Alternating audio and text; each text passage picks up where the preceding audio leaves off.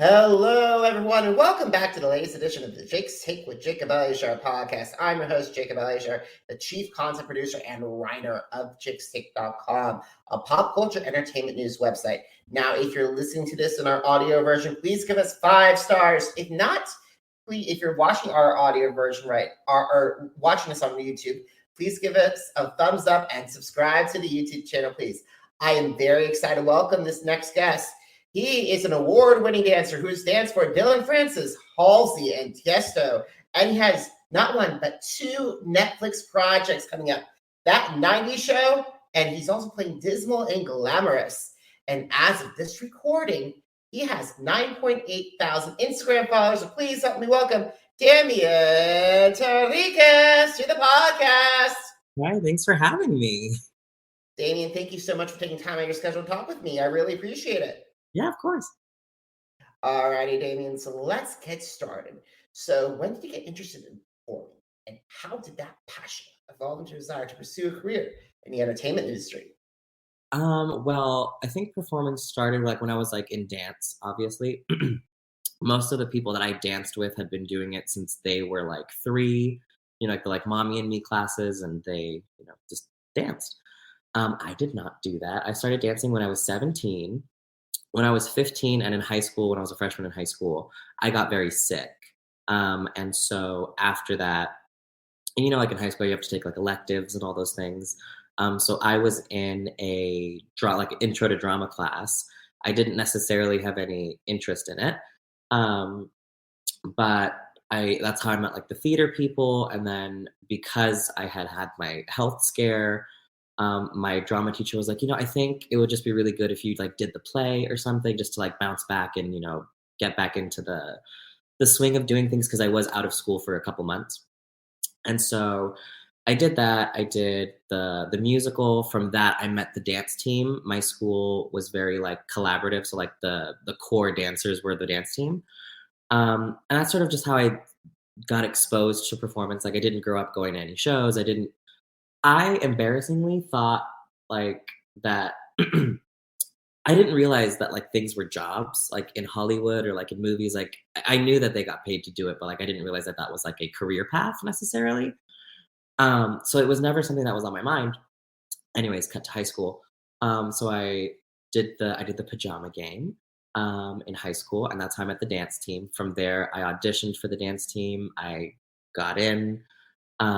And I just really liked the structure of dance. You can either do the turns or you can't. You can either lift your leg or you can't. And if you can't, you can stretch and then you can do the turn. It was very linear and very, I think, attainable in my head. And so I started looking at videos, and I found out that actually in the area that I grew up in Temecula. I'm from San Diego, but at that point we lived in Temecula. And I realized that there was a very prestigious dance company, a competition studio in the area. And I found out that somebody from my high school had danced there before. She didn't dance there anymore, but I was like, hey, would you recommend it? And she was just like, yeah. So I then went to the dance studio. I emailed the person. I lied in my email. I was like, hi, I can do so many turns and I am so flexible. And I would just really like to dance. And they were like, oh yeah, come take a class and we'll watch you dance. And I couldn't do all the things that I said, but I had a lot of heart. And I think I was always a good dancer. So from there, they asked me to join the competition team.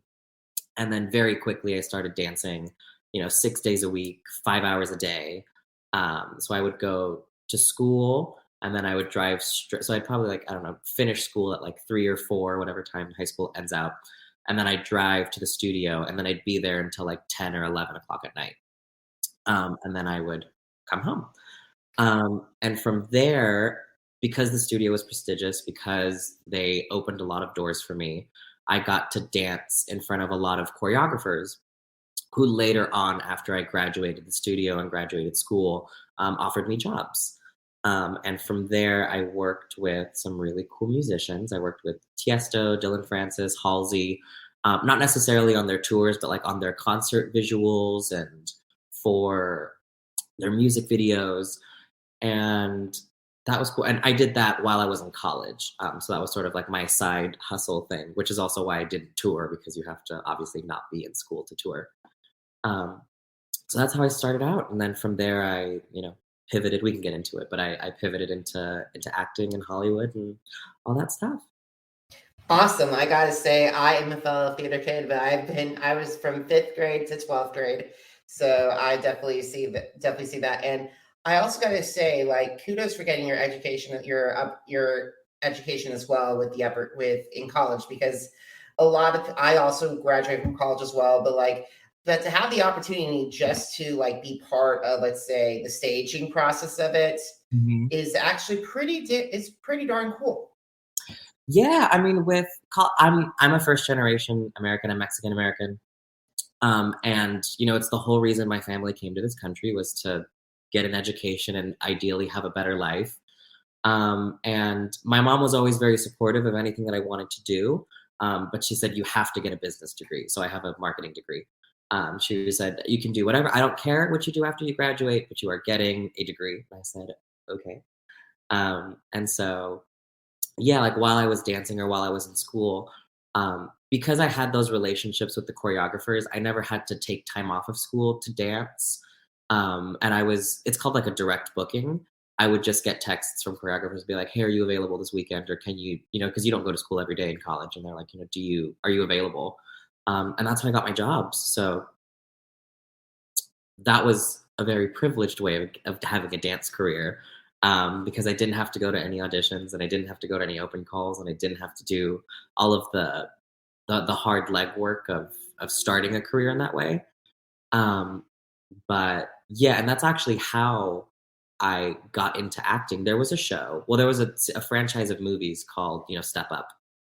And at the time, they were making a YouTube Red show called Step Up High Water. I know exactly what you're talking about. I did have Terrell Hill earlier last year.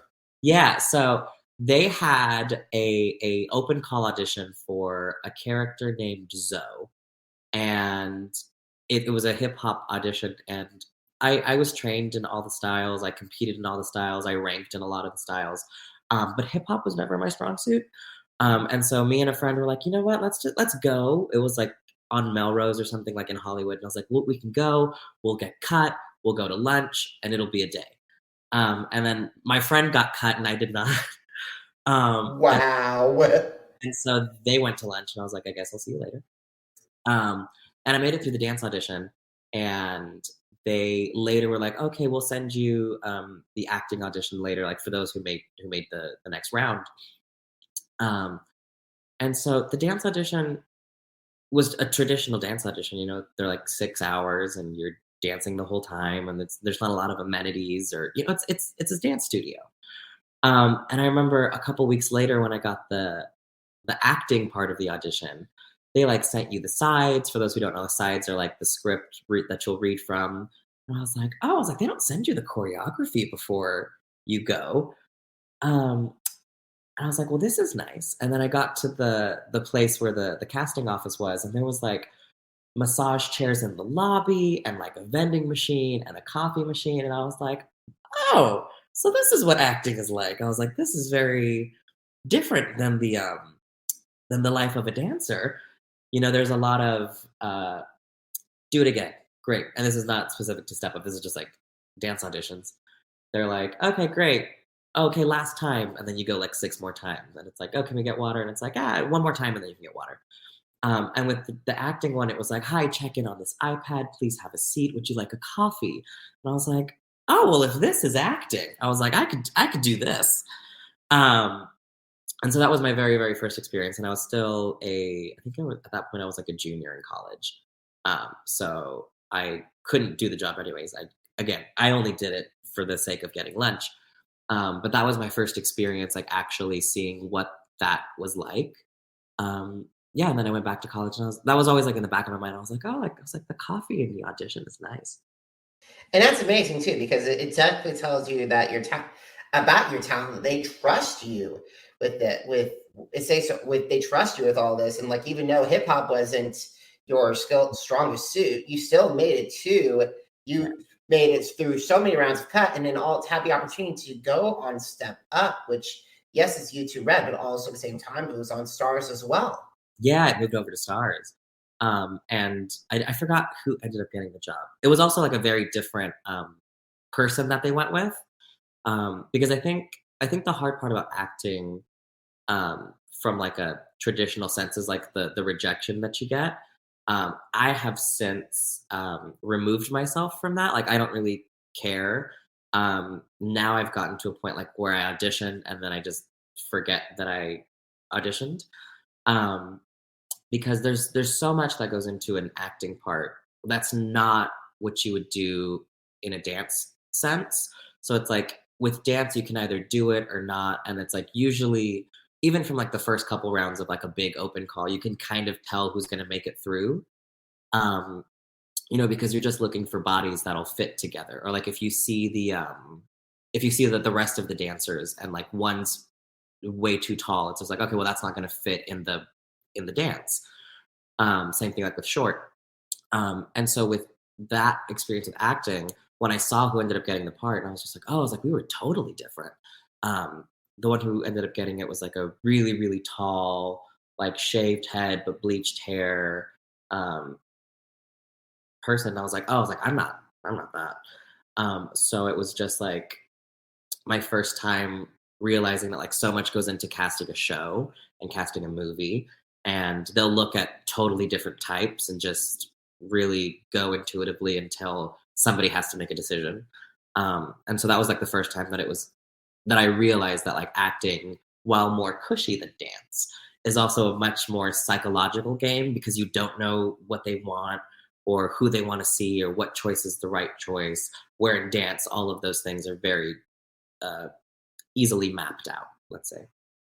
Absolutely. I totally get where you're coming from, especially when it comes to behind the scenes of, like, for example, I did a lot of volunteer work with shooting television shows as well when I was in New York with Manhattan News Neighborhood Network. So it was definitely a lot to go into.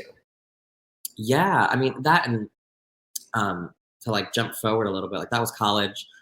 In college, I studied marketing and then I studied fashion. I have a marketing degree, but its emphasis is in the fashion industry. I went to a school called Woodbury University, and it's the only school in the country that has the fashion marketing program under the business school and not the design school. So like you'd have there's like FITM or Parsons, and they might have, I think they have fashion marketing programs, but those are all under like the art school, so you'd end up getting like a BFA or something. And I have a BS, a Bachelor's of Science in marketing. And so I kind of went through that. And then I met my fiancé, the man who's now my fiancé. And he was an actor, and I had my experience with Step Up, but then I was also seeing his auditions and, really getting the like lifestyle part. I was like, okay, like, yeah, like that's something I could do. To your point of like being behind the scenes, I was the supportive spouse. And I was like, this is fun. And, when you get auditions, you get them and then you go. And at that point, it was still pre self-tapes, which is like, since COVID, everything's you just send a video. And so I was like, okay, like this is interesting. I still had a couple years left of school. And when I graduated, it was COVID. I was like that first graduating class of COVID. It was like May 2020. Oh, wow. Yeah. But by then we had a couple of friends in the industry and people who were farther along in their careers. And we had a friend who she's a line producer, and she very generously was like, hey, this was like during the first lockdown when nobody knew what was going on. And she was like, I don't really know when jobs are going to pick back up for actors. Do you guys want a job in production in the meantime? And we were like, yeah. So we hopped on that COVID train, and we both worked in health and safety departments on television shows. And so that was that was the first time I got to be on a lot, first time like to see a show be made. I had just graduated. And I was like, oh, this is cool. Like I had such a great time. I was a PA first, and then I got promoted to a coordinator. I went to a different show.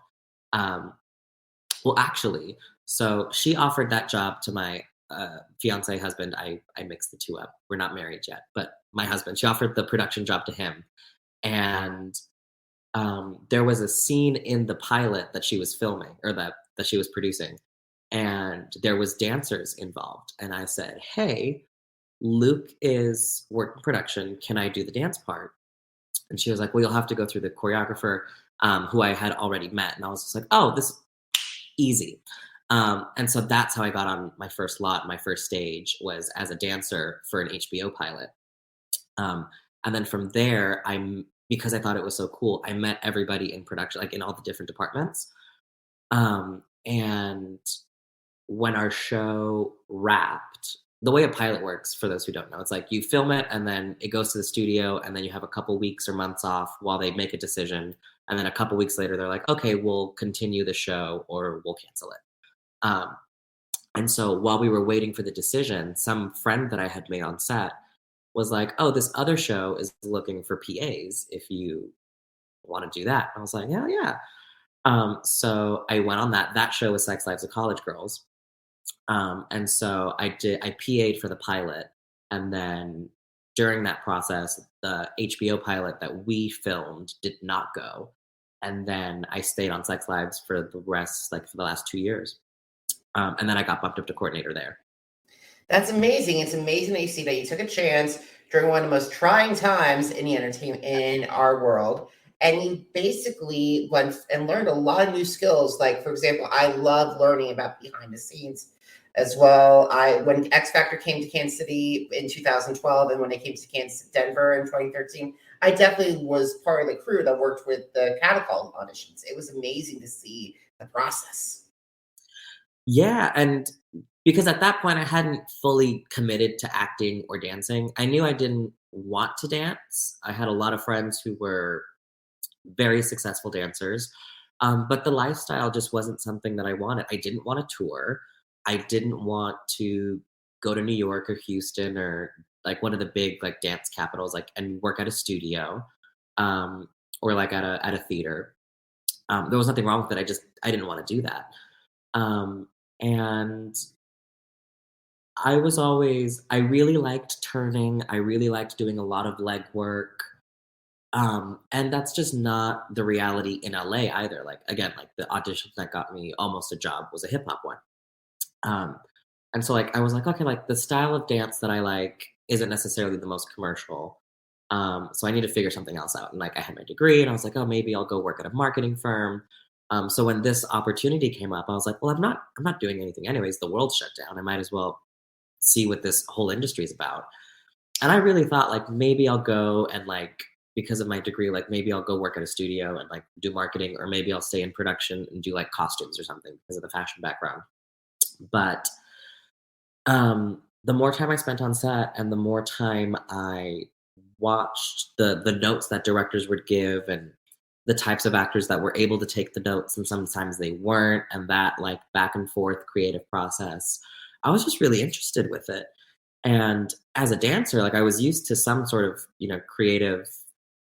a similar creative process in a different way. And being a dancer, I was like, I mean, I do think acting's difficult, but I was like, I think dancing is much more difficult. And if I can dance, I could probably act. So I worked for a long time. I worked in production for about 1.5 years straight. And then I had saved up all my money, and I said to myself, I was like, oh, I'm going to save as much money as I can. And then I'm just going to really commit like 1 year of just acting. Like I won't need a part-time job. I won't need anything. I'm just going to go to acting class and try to get an agent and try like just really hunker down and try to do things. And that was just this past year, and it's been going really, really well. I was about ready to say, because not one, but 2 Netflix projects are going to drop this year is incredible. We got to talk about one of them right now. So you are going to be part of That 90s Show, which is a sequel to the iconic Fox comedy, That 70s Show. Could you talk about your character? What does it mean to be part of this franchise? Oh, I mean, my mom was a single mom growing up, and so I watched a lot of television. And a lot of that television was like late 90s, early 2000s sitcoms. And I I don't know, I just really like the show. It's just, it's like those good, like, feel good. It's like a Friends. It's like I mean, Big Bang Theory is more recent, but those shows that are just easy to watch, easy to follow, easy to just like burn time with. And at the time, I don't think I had the vocabulary to be like, oh, Wilmer's like one of the only Latinos in sitcoms or in that space. But looking back on it, I was like, oh, that's probably a part of why I was drawn to it. There wasn't a lot of Hispanic characters on television. Um, so that's probably a reason that I watched it. But yeah, 90s Show was one of my first jobs. I play Paolo, who is, it's weird to say the future because it's in the 90s, but as per the 70s show, it's in the future. It's, the 90s now. And the show follows the kids of like the original cast and like what they're doing now. And so I play Paolo, who's like a small character, but I get to do my scenes with Wilmer, and that was really cool to like have watched him for my entire life, and then get to, for one of my first jobs, to be opposite him was really cool. And yeah, without giving away what Fez's character does in the show, I work with Fez, and I'm sort of like a little mini him. We have like the same hairstyle and like similar clothes. I'm not necessarily at his level, but my character Paolo is sort of trying to recreate Fez at that moment. That's pretty cool because the thing is, I'm not going to say it, but however, I think I know what character it is, but I'll tell you all when we're offline, I will let you know my thoughts, but it's, from what you're hitting at, it's a pretty big role. Oh, no. I mean, I would love for it to be.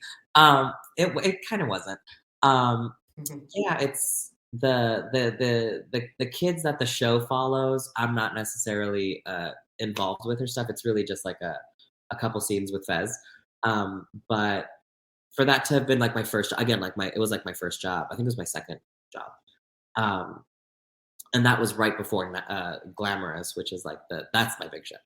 Alrighty, you brought Glamorous up, so we got to talk about Glamorous. So let's talk about Dismal. So how is Dismal like a character that you've seen before, or you played a part of, or auditioned for? How is that character similar or different between any of your previous works? Oh, it's super different. So again, I started this whole process last year.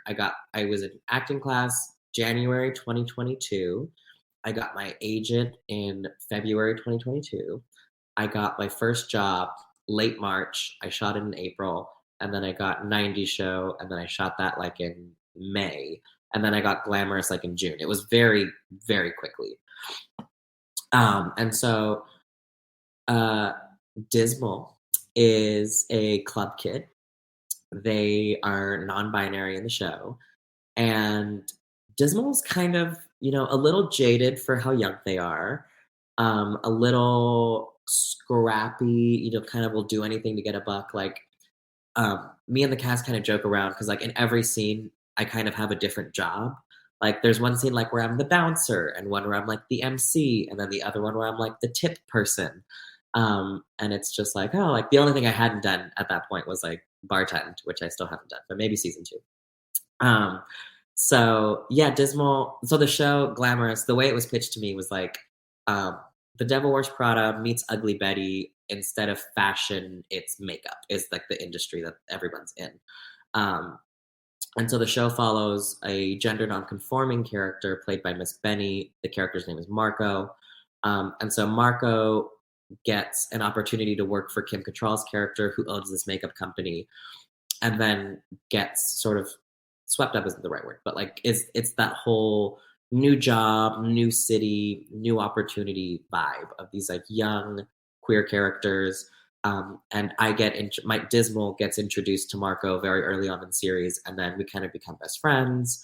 And I take Marco under my wing and sort of show them the ropes of like nightlife, and we crossed paths a lot. It's fun. That's incredible because Kim Cattrall and doing that kind of show, and like I just hope that it feels like her character could be a combination of Wilhelmina Slater and Miranda Priestley. Maybe. Yeah, I was so excited. The audition process was wild for me because I was out of the country at the time.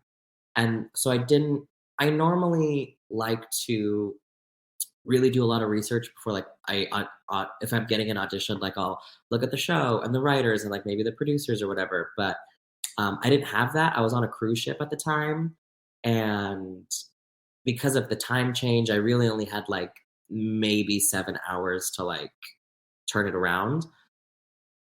And then because of miscommunications, like, so what had happened was I had 2 different auditions, and one was for a different studio. And so what ended up happening was, like, the Glamorous audition ended up going to the other studio. The Netflix team never got my audition because of that, and then it was 4th of July weekend, and then I was 8 hours ahead, and they were 8 hours behind, and my agent and my mom, they're different people, but they both had the same consensus. They're like, you know what? There'll be other parts. Just like send it to them, let them know what happened. But like, you know, what can you do? Like stuff happens. And so I was like, okay. And I sent them an email. I was like, hi, I really hate to be that person, but like, this is what happened. I'm in Ireland right now. Here's my tape if you want to see it. And then I still ended up sending the wrong thing somehow. And like I think it was like a week later, they're like, oh, can you do these 5 more scenes? And then a week after that, they were like, you can have the job. And that's amazing. Here's the thing. I like your integrity because in our industry, we know that there's a lot of people that don't have that kind of honesty or integrity regarding like getting jobs or like getting interviews.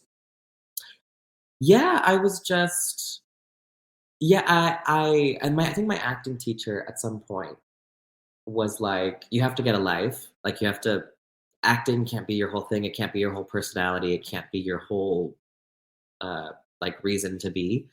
And so I'm really lucky that I have, you know, a family and a social life and all those other things. And so I was just like, you know, what can you do at that point? I'm not going to lie and say it was somebody's fault. I was just like, sorry, like I'm in Ireland. This is what happened. It sounded very Hollywood, probably like via email to be like, oh, I'm on a cruise ship right now. Sorry. But I was just like, that's what happened. And actually when I got the job, I was still working as a COVID supervisor on Sex Lives. And usually my agent or my manager will call me if it's good news. And so I was like at work and I was a little busy at the time. And I was just like, you know what? I was like, someone has to take over. I was like, I need to answer this phone. And yeah, that's when I got the call. I was at work.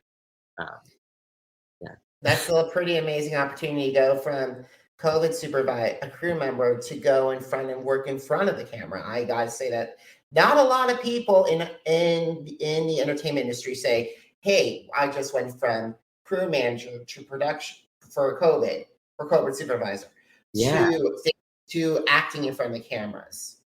Yeah, I mean, I think how was it? I think acting's kind of a crapshoot. You know, you can never, even if you have credits in a career, you'll never know when you won't have another job or